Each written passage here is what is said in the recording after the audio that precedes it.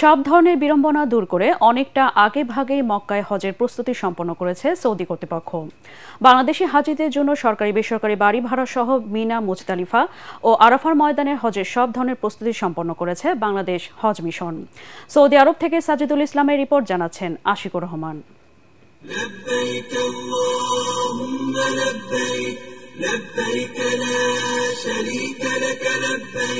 পবিত্র হজ পালনে পুণ্যভূমি মক্কায় যাত্রা শুরু করেছেন বাংলাদেশিরা।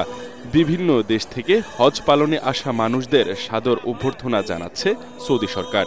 একই সাথে সব ধরনের প্রস্তুতি সম্পন্ন করেছে মক্কায় বাংলাদেশি হজ মিশন। বাড়ি ভাড়া থেকে শুরু করে হজ পূর্ব সব ব্যবস্থাপনা সম্পন্ন করতে নিয়োগ দেওয়া হয়েছে কয়েকশো কর্মী। সব এজেন্সি এবং মিশনগুলো বাস কোম্পানির সাথে কন্ট্যাক্ট করেছে যে কোন কোম্পানির বাসকে ব্যবহার করবে।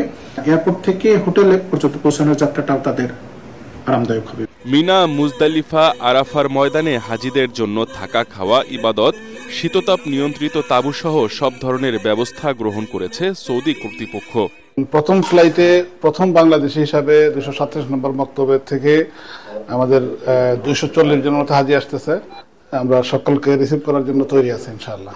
এদিকে হজের আনুষ্ঠানিকতায় নিরাপত্তা নিশ্চিতে 20,000 নিরাপত্তার কর্মী ও 10,000 স্বেচ্ছাসেবক নিয়োগ দিয়েছে দেশটি। سخر لخدمة هذه الفئة من الحجاج، وعندنا إن شاء الله أول رحلة لقدوم الحجاج يوم 29 من هذا الشهر المبارك। পবিত্র হজ পালন শেষে হাজিরা নির্বিঘ্নে দেশে ফিরে আসবেন এমনটাই প্রত্যাশা সকলের। আশিকুর রহমান, এটিএন বাংলা।